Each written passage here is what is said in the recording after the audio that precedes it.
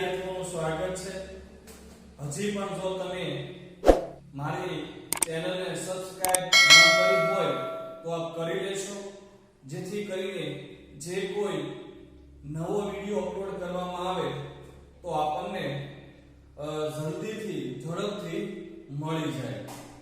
હજી પણ ઘણા બધા વિદ્યાર્થી મિત્રોએ મારી આ ચેનલને સબસ્ક્રાઇબ કરેલી નથી, તો હું વિનંતી કરું કે દરેક વિદ્યાર્થી આ ચેનલને સબસ્ક્રાઇબ કરે કે જેથી અવનવા શિક્ષણને લગતા જે કંઈ વિડિયો છે એ આપણને સરળતાથી અને ઝડપથી મળી શકે।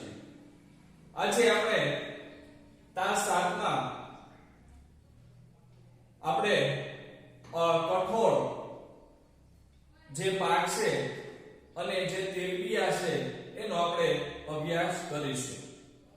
તાસ 6 માં આપણે જે કંઈ ધાન્ય પાકો છે ધાન્ય પાકો વિશે આપણે માહિતી મેળવી અને તેમાંય બાજરી, જુવાર, મકાઈ આ જે ધાન્ય પાકો છે એની વિસ્તૃત માહિતી આપણે તાસ 6 માં મેળવી।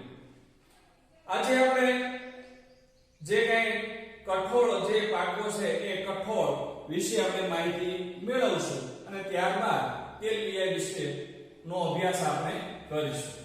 તો પહેલા આપણે જોઈએ કઠોળ।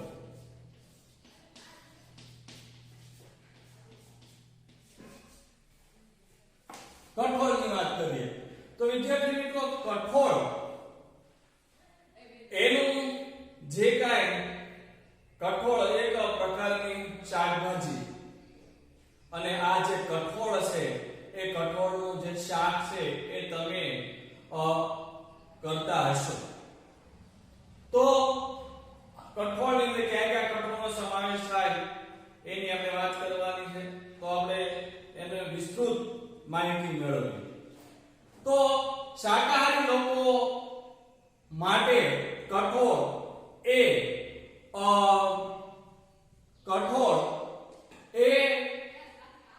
એક મુખ્ય પાક છે। જે કઈ ધાન્ય પાકો નહીં પણ કઠોળ જે પાકો છે, કઠોળ નો જે પાક છે એ જે શાકાહારી જે લોકો છે એ લોકો માટે કઠોળ એ એક આપણે મુખ્ય પાક કહીશું। તો અહીંયા લખશો કે શાકાહારી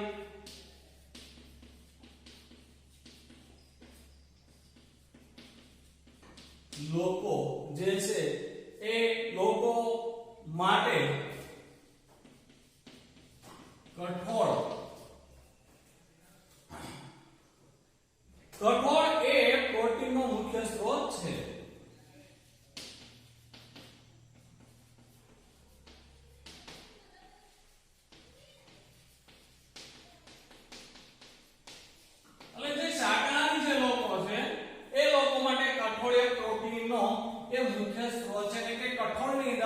જે પ્રોટીન છે એ પ્રોટીન વધારે હોય, એટલે જો આપણે કઠોળ આપણે ખાઈએ તો આપણા શરીરની અંદર જે પ્રોટીનની જે ખામી હોય એ ખામી દૂર થઈ જાય છે।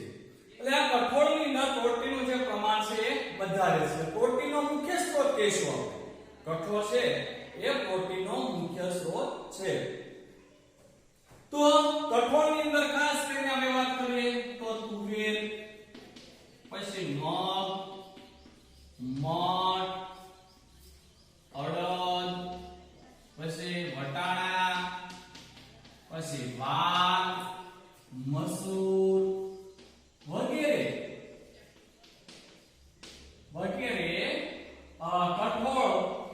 કઠોળ છે।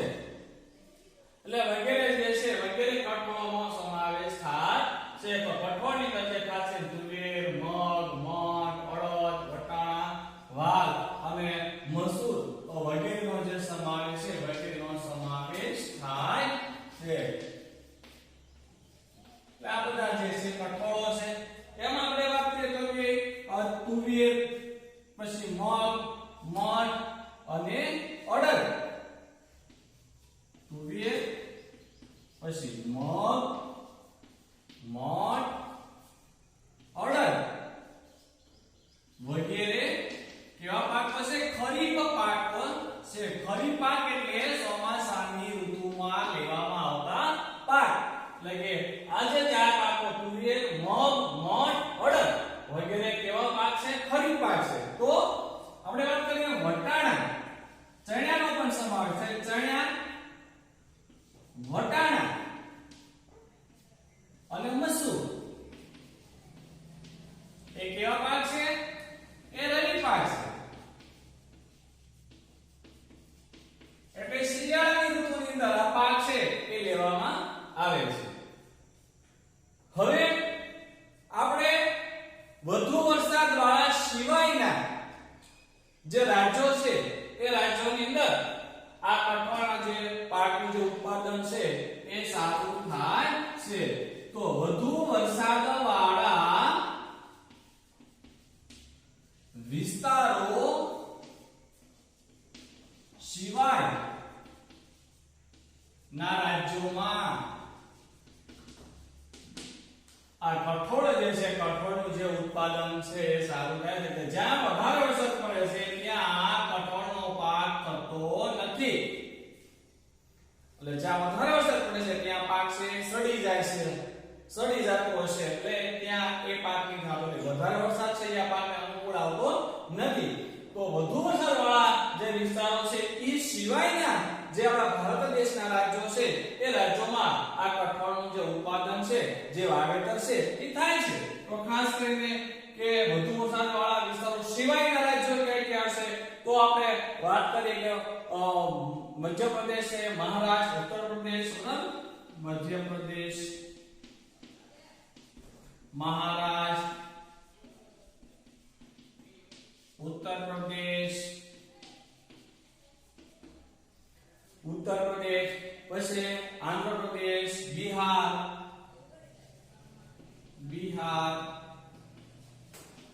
આંધ્ર પ્રદેશ વગેરે રાજ્યોમાં કઠોળના પાકનું સૌથી વધારે વાવેતર થાય છે.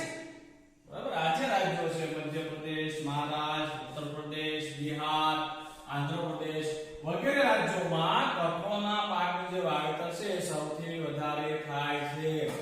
તો આપણે ગુજરાતની અંદર વાત કરીએ તો ગુજરાતની અંદર પણ કઠોળના પાકનું સારું એવું ઉત્પાદન થાય છે અને વાવેતર પણ થાય છે.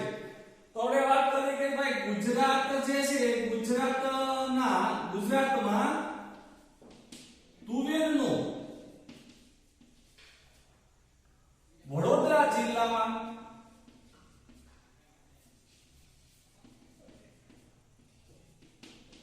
પછી મગ અને જે મઠ કહેવાય છે, કઠોળ, મગ અને મઠ એનું જે ઉત્પાદન છે એ કચ્છ જિલ્લામાં,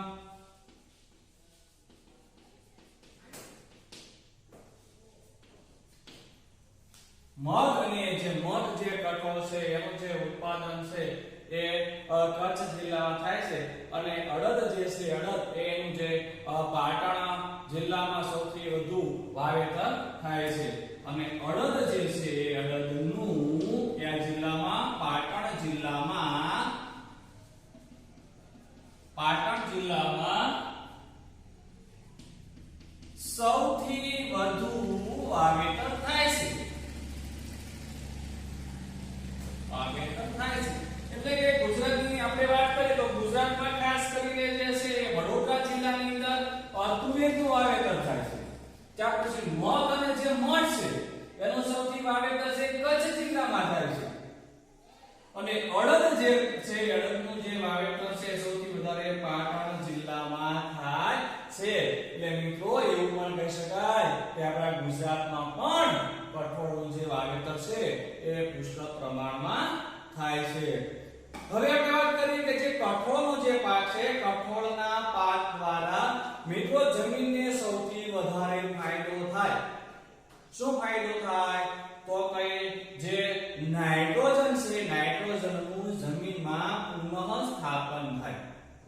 એટલે નાઇટ્રોજનનું જ્યારે જો આપણા જમીનમાં નાઇટ્રોજનનું પ્રમાણ ઘટી જાય તો જો કઠોળનું વાવેતર કરવામાં આવે તો એ નાઇટ્રોજનનું પુનઃ સ્થાપન થાય છે. એટલે ફરી વખત નાઇટ્રોજન જમીનની અંદર ઉમેરાઈ જાય છે એટલે ઈ પણ એક ફાયદો છે એટલે કઠોળના પાક દ્વારા નાઇટ્રોજનનું પુનઃસ્થાપન કરી શકાય છે તો આપણે લખશું કે કઠોળના પાક દ્વારા જમીનમાં નાઇટ્રોજનનું પુનઃ સ્થાપન કરી શકાય છે પુનઃસ્થાપન કરી શકાય છે અને તેથી જે ધાન્ય પાકો છે ધાન્ય પાકોની સાથે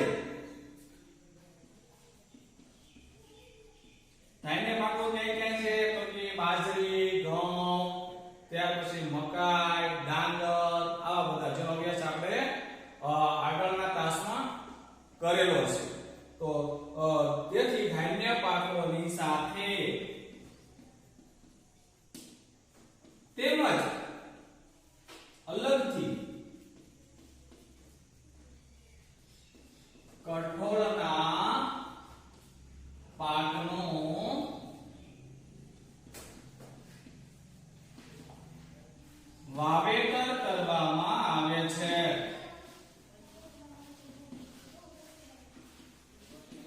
વાવેતર કરવામાં આવે છે અથવા તો આપણે આંતરપાક જે કહેવાય છે એ આંતરપાક તરીકે વાવેતર કરવામાં આવે છે હવે અહીંયા વાત કરી કે કઠોળના પાક દ્વારા જમીનમાં નાઇટ્રોજનનું પુનઃસ્થાપન કરી શકાય છે એટલે કે જો જમીનમાં નાઇટ્રોજન પ્રમાણ ઘટી ગયું હોય તો કઠોળનો પાક વાવવામાં આવે તો નાઇટ્રોજનને પુનઃસ્થાપિત કરી શકાય છે આ કઠોળનો જે પાક છે ધાન્ય પાકોની સાથે પણ વાવવામાં આવે છે એટલે કે ધાન્ય પાકોની સાથે પણ તેનું જે વાવેતર છે એ કરવામાં આવે છે અથવા વિદ્યાર્થી મિત્રો કઠોળનો જે પાક છે એ અલગ રીતે પણ એનું વાવેતર કરી શકાય છે એટલે કે એકલા કઠોળનું પણ વાવેતર કરી શકાય છે તેની સાથે કોઈ અન્ય પાકની સાથે આપણે ન વાવવું હોય કઠોળનો જે પાક છે એ આપણે જે ધાન્ય પાકો છે એની સાથે વાવેતર ન કરવું હોય તો અલગથી પણ તમે વાવેતર કરી શકો છો એટલે કે એ આંતરપાક તરીકે પણ એને ઓળખવામાં આવે છે હવે આપણે જોઈએ તેલબિયા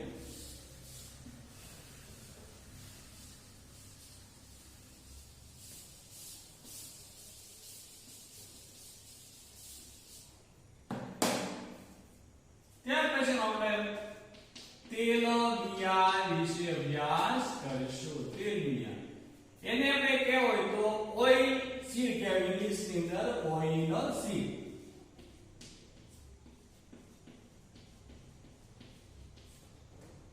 ઓઇલ સીડ પણ એને આપણે કહેશું ઓઇલ સીડ એટલે તેલબિયા એટલે કે જેમાંથી તેલ નીકળે તે વિદ્યાર્થી મિત્રો વિજ્ઞાનની અંદર એક પ્રવૃત્તિ આવતી કે જેનો બીજ એ તમે કોઈ સફેદ કાગળની સાથે ઘસો અને જો કોઈ ડાઘ પડી જાય તો એનો અર્થ એવો થાય કે આ તેલબિયા છે તેલબિયા એટલે કે જેમાંથી આપણને તેલ મળે તે તેલબિયા કહેવાય ઉદાહરણ તરીકે તો તેલબિયા એટલે મગફળી કપાસ બરાબર ને કપાસમાંથી પણ તેલ નીકળે છે સૂર્યમુખી એરંડા સરસવ આ ને આપણે તેલબિયા કહેશું તો હવે આપણે તેલબિયાની વાત કરીએ કે પહેલા તો એની અંદર કોનો સમાવેશ થાય એની આપણે વાત કરીએ તો જે તેલબિયા છે તેની અંદર મગફળી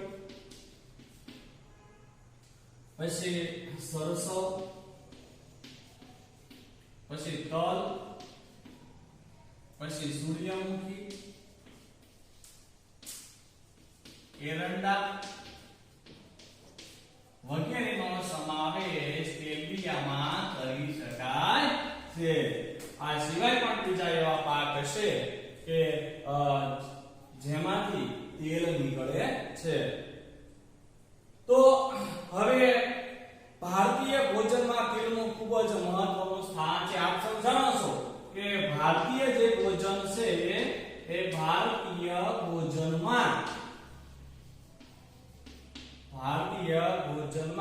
તેલનું જે સ્થાન છે એ ખૂબ જ અગત્યનું છે. તેલનું સ્થાન ખૂબ જ અગત્યનું છે. એટલે કે વિદ્યાર્થી મિત્રો આપણને ખબર છે કે આપણે જે ઘરે જે કઈ રસોઈ બનાવીએ છીએ એ રસોઈની અંદર એક પણ રસોઈ એવી નહીં હોય કે જેમાં આપણે તેલ વાપરતા નહીં હોય. હશે અમુક એવી રસોઈ હશે કે જેમાં આપણે તેલનો ઉપયોગ કરતા નથી. પણ વિદ્યાર્થી મિત્રો મોટા ભાગની તમે રસોઈ જુઓ, દરેક પ્રકારના શાકમાં તેલની જરૂર પડે. તો શાક છે તેલ વગર બને નહીં. તો ઘણી બધી વાનગીઓ એવી છે કે જે તેલ વગર બની શકતી નથી, કે જેમાં તેલની જરૂર પડે. અને ભારતીય ભોજનમાં તેલનું સ્થાન ખૂબ જ મહત્વનું છે. દરેક ભોજનમાં તેલ વગર એ ભોજન બનતું નથી. એટલે દરેક ભોજનમાં તેલની જરૂર પડવાની છે. શાક બનાવવા માટે પણ તેલની જરૂર પડશે. પછી આપણે જે લાડુ કહેવાય છે, લાડવાને એને પણ આપણે એનો જે તળવા માટે એને તળવા માટે પણ તેલની જરૂર પડે છે. એટલે વિદ્યાર્થી મિત્રો જે તેલ છે એ ભોજનમાં એ ખૂબ જ અગત્યનું સ્થાન ધરાવે છે. હવે તેલબિયામાંથી ખાદ્ય તેલ તો આપણને મળે છે, પણ ખાદ્ય તેલ ઉપરાંત તેલ કાઢી લીધા પછી તે દાણામાંથી તેલ કાઢી લીધા પછી જે ખોળ કહેવાય એ ખોળ પશુઓના ખોરાક અને સેન્દ્રિય ખાતર તરીકે પણ એ વપરાય છે. તો આપણે ત્યાર પછી લખીએ કે જે તેલબિયા છે એ તેલબિયા ખાદ્ય તેલ ઉપરાંત, ખાદ્ય તેલ એટલે ખાવા લાયક તેલ, ખાદ્ય તેલ. તો ખાદ્ય તેલ ઉપરાંત દાણામાંથી તેલ કાઢી લીધા બાદ જે દાણા હોય, જે બીજ હોય, બીજમાંથી આપણે તેલ કાઢી લઈએ અને તેલ જે છે એ કાઢી લીધા બાદ વધતો ખોળ, એને શું કહેવાય ભાઈ? ખોળ. કે જે દાણા હોય એ દાણાને આપણે પીસી નાખીએ, પીસે દઈએ તેમાંથી તેલ નીકળી જાય છે. અને પછી જે પદાર્થ બાકી રહે એને આપણે ખોળ કહેશું. આ ખોળનો ઉપયોગ જે છે આપણે ક્યાં કરીએ છીએ? તો કે પશુના આહાર તરીકે કરીએ છીએ. અને તેમાંથી સેન્દ્રિય જે ખાતર છે, ખાતર પણ બનાવવામાં આવે છે. એટલે પશુ આહાર અને સેન્દ્રિય ખાતર તરીકે કરવામાં આવે છે.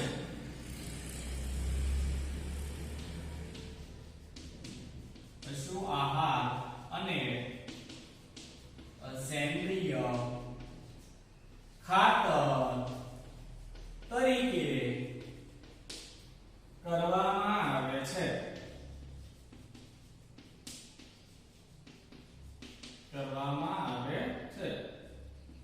બરાબર? તો તેલબિયા ખાદ્ય તેલ ઉપરાંત એના જે દાણા છે, દાણામાં આપણે તેલ કાઢી લીધા બાદ, તેલ કાઢી લીધા પછી જે વધતો જે ખોળ છે એ પશુ આહાર અને સેન્દ્રિય ખાતર તરીકે ઉપયોગ કરવામાં આવે છે. અહીંયા લખશું ઉપયોગ કરવામાં આવે છે. હવે આપણે જે કાંઈ મુખ્ય જે કાંઈ તેલબિયા છે એ તેલબિયાની આપણે વાત કરીશું. જેમ કે મગફળી છે, તલ છે, બરાબર, એરંડા છે. આ બધા જે કાંઈ મુખ્ય જે તેલબિયા છે એ તેલબિયાનો અભ્યાસ છે આપણે હવે વિગતથી આપણે કરીશું. બરાબર? અહીં આપણે કઈ ઉપયોગ કરવામાં આવે છે તો તરીકે વપરાય છે, આપણે લખી શકાય કે સેન્દ્રિય ખાતર તરીકે વપરાય છે. ફરી એકવાર મિત્રો વાત કરી લઈએ તેલબિયાની. તો મગફળી, સરસવ, તલ, સૂર્યમુખી, એરંડા વગેરે છે તેલબિયા છે. ભારતીય ભોજનમાં તેલનું જે સ્થાન છે ખૂબ જ અગત્યનું છે. તેલબિયા ખાદ્ય તેલ ઉપરાંત દાણામાંથી તેલ કાઢી લીધા બાદ વધતો ખોળ પશુઆહાર અને સેન્દ્રિય ખાતર તરીકે વપરાય છે. તો હવે જે કઈ તેલબિયા છે તે તેલબિયામાંનો આપણે જે મગફળી છે એ મગફળીનો આપણે વિસ્તૃત અભ્યાસ કરીશું. તેલબિયા તરીકે આપણે મગફળીની વાત આપણે કરીએ.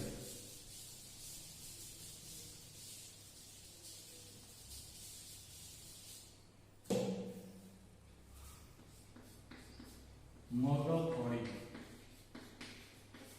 જે એક તેલબિયા છે, તેલબિયા એટલે તેમાંથી તેલ નીકળે છે. તો મગફળી એક તેલબિયા પાકમાં એક મહત્વનો જે પાક છે એ મહત્વનો પાક ગણાય છે. તો મગફળી તેલબિયા પાકોમાંનો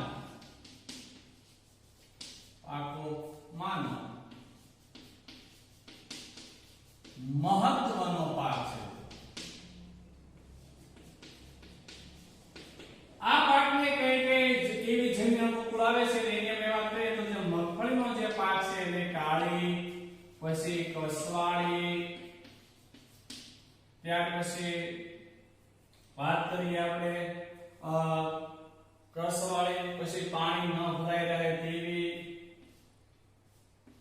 પાણી ન ભરાઈ રહે તેવી,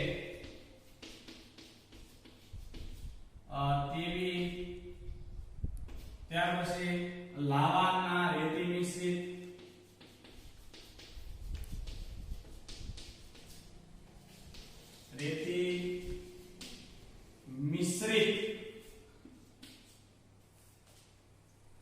જમીન એટલે કે આવી જમીન આ પાકને વધારે અનુકૂળ આવે છે. હવે આપણે વાત કરીએ તો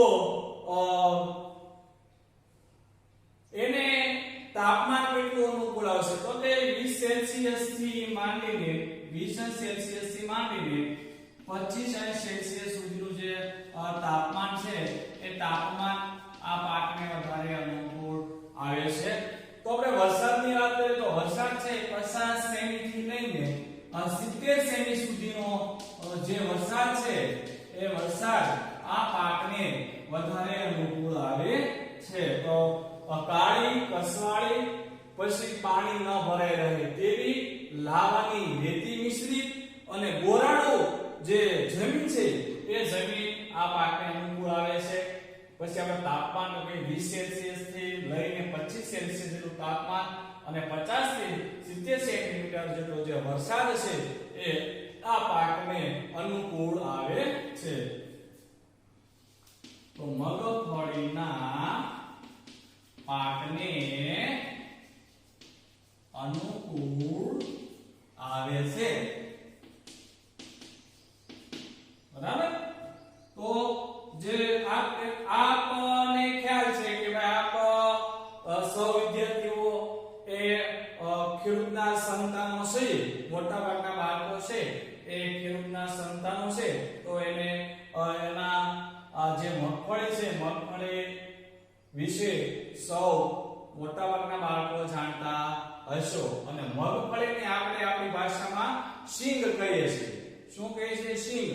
જે આપણે ઘણી બધી વખત ખાતા હશું. અને એમાંય તે ખાસ કરીને તહેવાર રહેતા હોય, કોઈ વાર રહેતા હોય, શનિવાર રહેતા હોય, હનુમાનજી મહારાજનો જે વાર છે, હનુમાનજી દાદાનો જે વાર છે, પછી સોમવાર, જે કે આપણે વાર કહીએ છીએ એ વાર રહીએ ત્યારે ઘણા બધા જે લોકો છે એ જે શીંગ છે, જે મગફળી છે એ શેકીને ખાય છે. એટલે આપણે ખ્યાલ હોવો જોઈએ કે મગફળીને પકવવા માટે કેવી જમીન અનુકૂળ આવે છે, કેવી જમીનમાં પાક થાય, કેટલું તાપમાન એને અનુકૂળ આવે છે, કેટલો વરસાદ જરૂર છે. તો મિત્રો આ બધી માહિતી આપણને હોવી જોઈએ. અને એમાં તો ખાસ કરીને ખેડૂતને તો આવી બધી માહિતી હોવી જોઈએ તો આ જ મગફળીનું ઉત્પાદન સૌથી વધારે થાય. બરાબર. જો તાપમાન ઓછું હોય તો પણ એ પાક ન થાય, અને વધારે હોય 70 સેલ્સિયસ 25 સેલ્સિયસ થી તો પણ એ મગફળી ન પાકે, એનું ઉત્પાદન બરાબર ન થાય. એવી રીતે વરસાદ છે 50 સેન્ટીમીટર થી ઓછો હોય કે 70 સેન્ટીમીટર વધારે પડતો હોય તો પણ ઈ જે મગફળીનો જે પાક છે એ પાક બરાબર થતો નથી. પછી જમીન અંદર પાણી ભરાઈ રહેતું હોય તો પણ મગફળીનો જે પાક છે એ નિષ્ફળ જાય છે.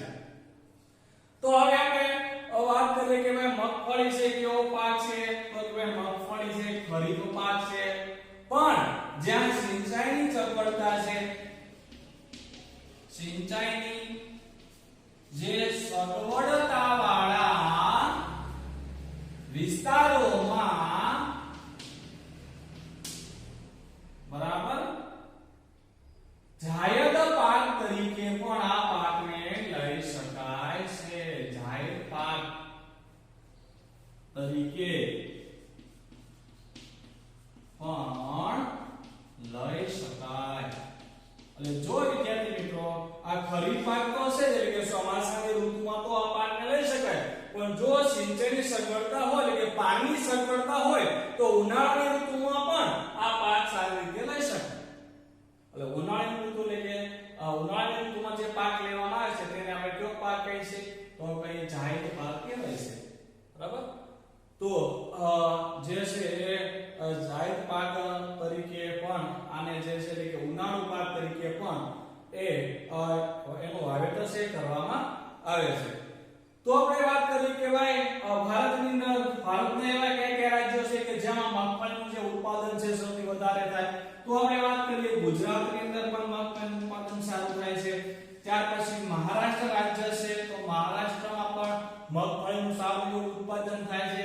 ત્યાર પછી આંધ્રપ્રદેશ જે રાજ્ય છે બરાબર ભારતનું, તો આંધ્રપ્રદેશ અને તમિલનાડુ આ જે ચાર રાજ્યો છે આ રાજ્યોમાં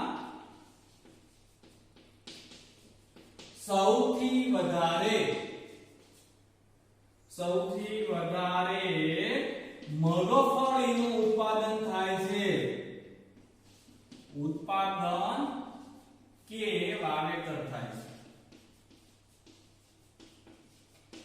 છે સૌથી વધારે. તો આપણે વાત કરીએ કે ભાઈ ગુજરાતની અંદર પણ એવા જિલ્લાઓ છે કે જેમાં પુષ્કળ પ્રમાણમાં મગફળીનું વાવેતર કરવામાં આવે છે. હવે તો વળી સિંચાઈની સગવડતા પણ ઘણા બધા વિસ્તારોમાં થઈ ગઈ છે, એટલે કે સિંચાઈનો પણ લાભ ઘણા બધા વિસ્તારોમાં મળ્યો છે. બરાબર, ચેકડેમ હોય, ચેકડેમમાંથી નહેર દ્વારા જે પાણી છે ખેતરો સુધી પહોંચાડવામાં આવ્યું છે. તો આપણા ગુજરાતની અંદર જે ઉનાળાની જે ઋતુ છે ઉનાળાની ઋતુમાં પણ આ પાકનું સૌથી વધારે વાવેતર થાય છે. તો આપણે ગુજરાતના એવા કયા કયા જિલ્લા છે, તો ગુજરાતના ખાસ કરીને જૂનાગઢ જિલ્લો, પછી આપણે વાત કરીએ ગીર સોમનાથ,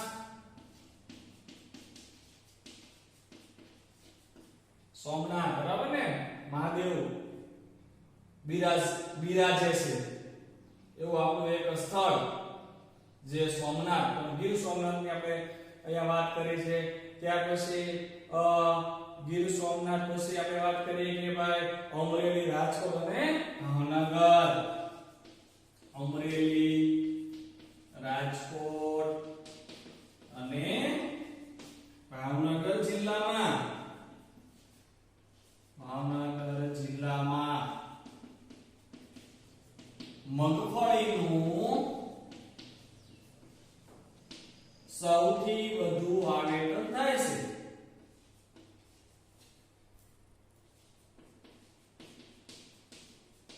જો મિત્રો અહીંયા સૌથી વધારે આ સિવાયના જિલ્લાઓમાં પણ મગફળીનું વાવેતર તો થાય જ છે, પણ સૌથી વધુ છે એ આ જિલ્લાઓ છે જૂનાગઢ, પછી ગીર સોમનાથ, પછી અમરેલી અને રાજકોટ અને ભાવનગર. બરાબર ને, આ જિલ્લામાં સૌથી વધારે થાય. બીજા જિલ્લામાં પણ મગફળીનું વાવેતર થાય છે, પણ કદાચ ઓછું થતું છે. હવે આપણે વાત કરીએ કે ભાઈ મગફળીનું વિશ્વમાં સૌથી વધારે જો ઉત્પાદન થતું હોય તો ચીન, અને ચીન પછી બીજા નંબરે આવશે આપણો દેશ એટલે કે ભારત દેશ. તો સમગ્ર જે વિશ્વની વાત કરીએ તો વિશ્વમાં સૌથી વધુ વાવેતર ક્યાં થાય? કયા દેશમાં થાય તો કે ચીન, અને ચીન પછી બીજા નંબરે તો કે ભારત, અને ત્યારબાદ બીજા નંબરે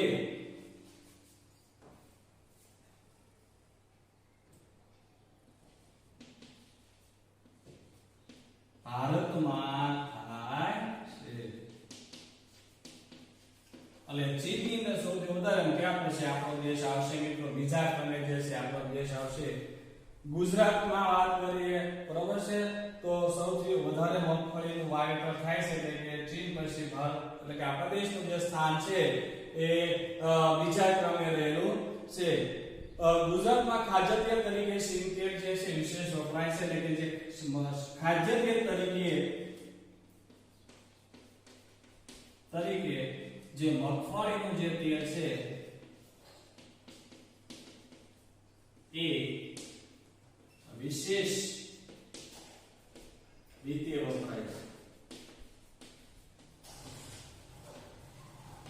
એટલે વિદ્યાર્થી મિત્રો સૌથી વધારે છે આપણે ખાદ્ય તેલ તરીકે કયા તેલનો ઉપયોગ કરીએ છીએ તો કે મગફળી.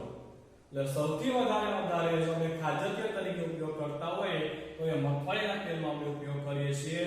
તો મિત્રો અહીં આપણે આજે કઠોળની વાત કરી, ત્યાર પછી તેલબિયાની અંદર આપણે મગફળીની જે છે વાત કરીશું. હવે આપણે જ્યારે ક્લાસ 8 માં ફરી વખત જ્યારે આપણે મળશું ત્યારે તેલબિયા તરીકે ત્યાર પછીનો એક પાઠ એટલે તલ, બરોબર, એની પણ આપણે વિસ્તૃત જે છે એ માહિતી મેળવશું. ત્યાં સુધી આપ સૌ વિદ્યાર્થીઓ રાહ જોતા રહો, અને આપ સૌ વિદ્યાર્થીને જો આ વિડિયો ગમ્યો હોય તો લાઈક કરજો, શેર કરજો અને સબસ્ક્રાઇબ પણ કરજો, કે જેથી કરીને જે અન્ય જે કઈ વિદ્યાર્થીઓ છે એને પણ આ આપણો જે વિડિયો છે એનો લાભ મળે. અસ્તુ, ધન્યવાદ, જય હિન્દ, જય ભારત.